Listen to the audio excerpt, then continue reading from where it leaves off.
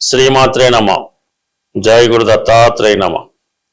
మకర రాశి వారికి జూన్ 16 నుంచి 30వ తారీఖు మధ్యలో జరగబోయే పక్ష ఫలితాలు పరిశీలించినప్పుడు మరి మకర రాశి వారికి ఈ పక్షంలో ప్రధానంగా రాశి పైన 2 శుభగ్రహాల దృష్టి పడుతుంది.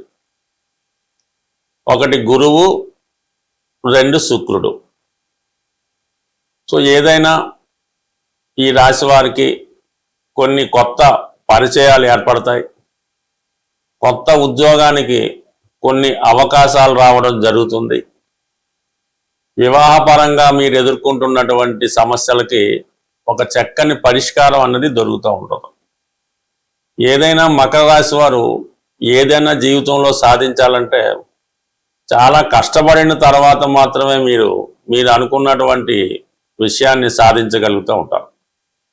ఇప్పుడు అంటే మకర రాశిలో చంద్రుడు ఉండగా మీరు జన్మించారు, దానివల్ల మీది మకర రాశి అయింది. అయితే నక్షత్రపరంగా అది శ్రవణ నక్షత్రం అవ్వచ్చు, ధనిష్ట అవ్వచ్చు, లేదంటే ఉత్తరాషాఢ అవ్వచ్చు అనుకుందాం. బట్ ఏదైనా రాశిలో చంద్రుడు ఉండగా గురువు చూడటం వల్ల ఏదంటే ఒక ఎలాంటి గజకేసరి యోగం లాంటిది టెంపరీగా యాక్టివేట్ అవుతూ ఉంటుంది. సో అది దానివల్ల కొద్దిగా పుణ్యక్షేత్రాలు దర్శించడం, తల్లిగారి యొక్క ఆశీర్వాదం పొందడం జరుగుతూ ఉంటుంది. ఎక్కువ తృతీయ వ్యయాధిపతిగా 7వ స్థానంలో ఉండడం వల్ల ఉద్యోగపరమైనటువంటి మార్పులు మీకు రావడం జరుగుతూ ఉంటుంది. మరి మీరు ఏదన్నా విదేశ ప్రయత్నాలు చేస్తుంటే ఆ ప్రయత్నం నెరవేరే అవకాశం ఉంది. ఒక గురువు లాంటి వ్యక్తి మీకు మంచి సహాయ సహకారాలు అందించడం జరుగుతూ ఉంటుంది.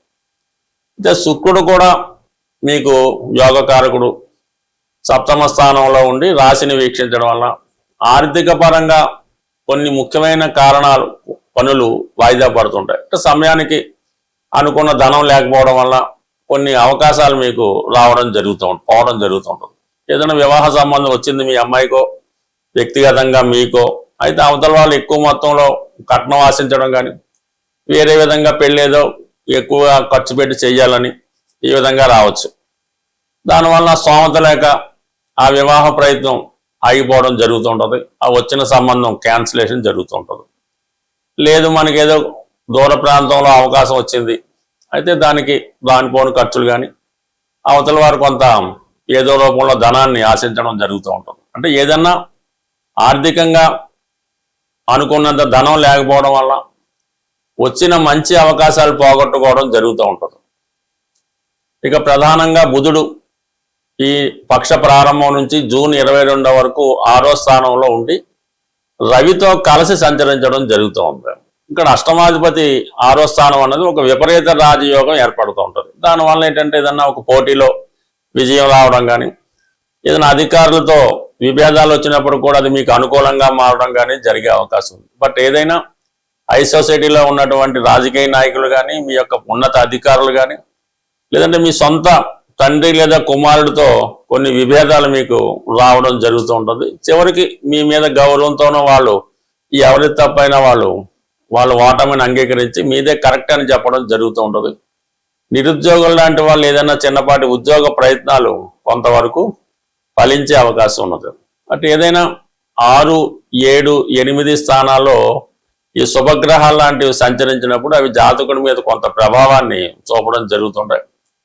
ఈ విధంగా కొన్ని చంద్రాది యోగాలు ఏర్పడడం జరుగుతూ ఉంటుంది. బట్ ఏదైనా మరి ఈ బుధుడు కూడా జూన్ 22 తర్వాత 7వ స్థానంలోకి రావడం జరుగుతూ ఉంటుంది. సో ఈ 7వ 3 గ్రహాలు రావడం వల్ల చాలా వరకు మీ జాతకంలో ఈ ధన విషయంలో ఎవరో ఒకరు మిమ్మల్ని చీట్ చేయడం కానీ మోసం చేయడం కానీ జరిగే అవకాశం ఉంటుంది అన్నమాట. అంటే మీరు ఏదో వస్తుందని ఆశిస్తారు, ఏదో ఉద్యోగమో ఇంకోటో ఏదో వస్తుందని చెప్పి కొంత ధనాన్ని మీరు ముందుగా ఖర్చు పెట్టడం వల్ల అది మోసపోయామని గ్రహించవచ్చు. బట్ ఏదైనా కుటుంబ సభ్యుల మధ్య ఏర్పడినటువంటి తీవ్రమైన విభేదాలు మీకు చాలా ఇబ్బందిని కలిగిస్తూ ఉంటాయి. ప్రతి ఒక్కరు మీకు సహకరించినట్టుగా ఉంటారు కానీ అందరూ చివరికి వాళ్ళ స్వార్థం చూసుకొని మిమ్మల్ని ఏకాకిగా చేసే అవకాశం ఉంటుంది. సో ఈ సమయంలో మీరు ఏ విషయంలో కూడా ఎవరిని అంత పూర్తిగా నమ్మడానికి లేదు. తేనె లాంటి మాటలతో మిమ్మల్ని మోసపుచ్చి మిమ్మల్ని మరింత వెర్రివారుగా చేసే అవకాశం ఉంటుంది. ఇక కుటుంబ విషయాలు సరే మీరు కుటుంబ సభ్యుల్ని ఎంత అనుకూలంగా చూసినా, వాళ్ళ కోరికలు ఎన్ని తీర్చినా, ప్రత్యక్షంగానో పరోక్షంగానో మిమ్మల్ని వాళ్ళు ప్రతి నిమిషం విమర్శిస్తూ ఉంటారు.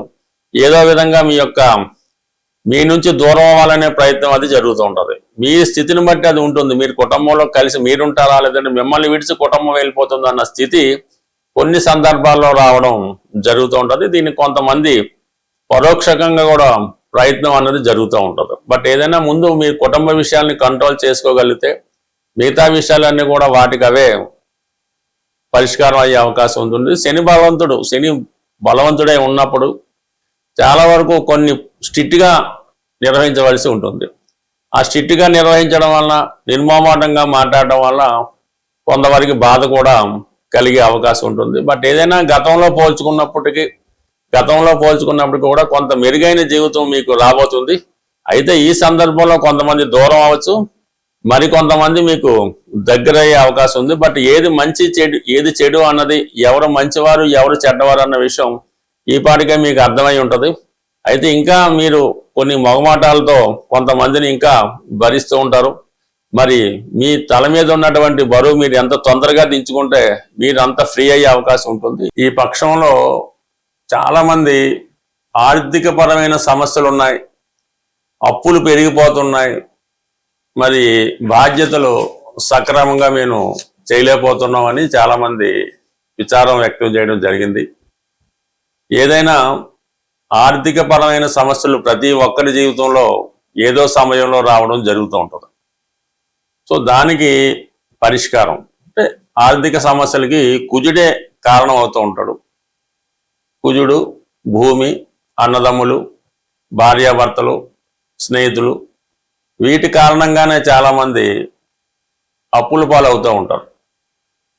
సో వాటికి సరైన పరిష్కార మార్గం ఏంటంటే, మీరు ఆంజనేయ స్వామి విగ్రహాన్ని అంటే పూర్తిగా స్వచ్ఛమైనటువంటి కాపర్తో, రాగితో తయారు చేయాలి. ఏమాత్రం డొల్ల లేకుండా ప్యూర్గా ఉండాలన్నమాట, చాలా సాలిడ్గా ఉండాలి. సుమారు 6 అంగుళాల ఎత్తు, 6 అంగుళాల ఎత్తు అంటే మనకి ఉంటే సరిపోతుంది. నిల్చున్న విగ్రహమే ఉండాలి మీకు. కూర్చున్న విగ్రహం ఒకదానికి పనిచేస్తుంటుంది. కొంతమంది ఈ సంజీవ పర్వతాన్ని మోస్తున్నటువంటి విగ్రహాన్ని కానీ ఫోటోను కానీ పెడుతుంటారు. అది కొన్నాటికి పనిచేస్తుంటారు. ఇప్పుడు ఉన్నటువంటి సమస్యలకి రెడీ టు మూవ్గా ఉండాలన్నమాట ఆంజనేయ స్వామి వారు. అటువంటి కాపర్తో చేసిన విగ్రహాన్ని మీరు తయారు చేయించుకొని పూజా మందిరంలో పెట్టుకోవాల్సి ఉంటుంది. బ్యాక్గ్రౌండ్గా సీతారాముల పట్టాభిషేకం ఫోటో పెట్టుకోవాలి. మిగతా ఫోటోలు మీ ఇష్టం. ఈ సీతారాముల ఫోటో లేకుండా, వాళ్ళని పూజించకుండా ఆంజనేయ స్వామిని మీరు ఎంత పూజించినా కూడా మీ టైం వేస్ట్. ఆ పట్టాభిషేకం ఫోటో మీరు పెట్టండి. ఆంజనేయ స్వామి వారిని అంటే మామూలుగా స్థాపించి ప్రతి మంగళవారం కేవలం సింధూరంతో పూజించాలన్నమాట. అది మీ యొక్క విగ్రహాన్ని దీన్ని బట్టి సింధూరంతో కొంతవరకు హనుమాన్ యొక్క అష్టోత్తరంతో ఏదో విధంగా ఆంజనేయ స్వామి వచ్చినా రాకపోయినా ఏదో విధంగా 108 సార్లు పూజించి, మరి రామరక్షా స్తోత్రం చాలా ఇంపార్టెంట్ అన్నమాట. జీవితంలో ఎటువంటి కష్టాలనైనా దూరం చేస్తూ ఉంటుంది. ఈ రామరక్షా స్తోత్రాన్ని పారాయణ చేయడం వల్ల, పఠించడం వల్ల ఇలా ఒక 8 మంగళవారాలు చేయాలి. ప్రతి మంగళవారం కూడా మీరు ఎంత రుణం ఉంది, సుమారు మీకు ఒక 10 కోట్ల అప్పు ఉందనుకుందాం. 10 కోట్ల అప్పు ఉన్నప్పుడు 10 100 రూపాయల నోట్లు, అంటే 10 రూపాయల నోట్లు, అంటే 10 కాయిన్స్ మరి ఆంజనేయ స్వామి వారి పక్కన ఒక మట్టితో చేసినటువంటి హుండీ లాంటిది పెట్టి అందులో ఆ విధంగా ఆ సంఖ్య వచ్చేలాగా వేసుకోవాలి. 10 లక్షల అప్పు ఉంది, 10 రూపాయలు అందులో వేద్దాం. ఇలాగ మీరు ఒక 8 మంగళవారాలు ఆంజనేయ స్వామి వారిని పూజించుకోవడం వల్ల ఎంతో కొంత దాన్ని రెట్టింపు చేస్తూ వెళ్ళిపోవాలన్నమాట మీరు. అంటే అది మీరే ఎవరికి ఇవ్వక్కలేదు, హుండీలో కూడా వేయక్కలేదు. ఈ వారం మీరు 100 రూపాయలు వేశారు, నెక్స్ట్ వారం 200, ఆ నెక్స్ట్ 400, ఆ 800, అలాగే ఒక 8 వారాలు వీలైతే అప్పు తీరేదాకా కూడా ఆ విధంగా మీరు రెట్టింపు చేసుకుంటూ వెళ్ళిపోండి. అదే అవుతుంది, ఏం పర్వాలేదు. చివరికి ఒక ఫైన్ మార్నింగ్ మీ మొత్తం అప్పు తీరిపోయే అవకాశం ఉంటుంది. అది కొద్దిగా కష్టమైన, అంటే ముందులో ఈజీగా ఉంటుంది, తర్వాత ఆటోమేటిక్గా తీరిపోతుంటుంది. అయితే ఇందులో హుండీలో వేయడానికి మళ్ళీ మీరు కొత్త అప్పు చేయకూడదు, అది మీరు సంపాదించే ప్రయత్నమే చేయాలి. సపోజ్ ఈ వారం మనం 1 lakh వేయవలసి వచ్చింది, నెక్స్ట్ వీక్ 2 lakhs వేయాలి. సంపాదించే ప్రయత్నమే చేయండి, అంతే తప్ప మళ్ళీ దీన్ని అప్పు చేసి పెడితే మాత్రం ఇబ్బంది అవుద్ది. ఈ విధంగా అంటే మీ స్థాయిని బట్టి చేసుకోవడం వల్ల 100కి 100 రూపాయలు కొద్ది వారాల్లో ఈ రుణం అన్నది 100కి 100 రూపాయలు తీరిపోవడం జరుగుతుంది. దాని తర్వాత మీ యొక్క క్యాష్ బాక్స్లో కానీ, మీరు ఎక్కడైతే బీరువాలో బంగారు నగలు పెడతారో అందులో ఒక చిన్న ఎరుపు రంగు క్లాత్ కొత్తది లైనింగ్ లాంటి తీసుకొని అందులో మీ యొక్క ఒక పిడికెడు కందులు, శుభ్రమైన కందులు ఒక పిడికెడేసి చక్కగా మూట కట్టి, మరి ఆ మంగళవారం రోజు ఆ కుజహోర జరుగుతుండగా మీ యొక్క క్యాష్ బాక్స్లో ఈ కందుల మూట పెట్టడం వల్ల ఈ రెమెడీ మీకు బాగా చక్కగా పనిచేసి మీకున్నటువంటి రుణ సమస్యలకి ఒక పరిష్కారం అన్నది 100కి 100 రూపాయలు దొరుకుతూ ఉంటుంది. ఇక దాని తర్వాత ఏంటంటే ఇది తీరిపోతూ కామన్గా ఎక్కువగా ఆర్థిక సమస్యలు తీరడానికి ప్రతి ఒక్కళ్ళు చేయవలసింది ఏంటంటే, మీకు ఏవైనా బలహీనతలు ఉంటాయి, అంటే ఏ బలహీనత వల్ల మీరు రుణంలో పడ్డారో అది మీ మనసుకి తెలుస్తూ ఉంటుంది, వాటిని మీరు స్టాప్ చేయవలసి ఉంటుంది. అది పేకాట వల్ల, స్త్రీ వ్యసనం వల్ల, డ్రింకింగ్ వల్ల, అతి స్నేహం వల్ల, అక్కర్లేని బాధ్యతల వల్ల, ఈ విధంగా కొన్ని జరుగుతుంటాయి. దాన్ని మీరు స్టాప్ చేయవలసి ఉంటుంది. కొద్ది కష్టమైనా సరే కంప్లీట్గా దాన్ని వదిలేయనమాట. అప్పుడు మాత్రమే మీరు ఆ రుణం నుంచి బయటపడతారు తప్ప, మీకు ఉన్నటువంటి బలహీనత కంటిన్యూ చేసుకున్నంతకాలం మీరు ఆ రుణం నుంచి, ఆ అప్పు నుంచి 100% బయటపడలేరు.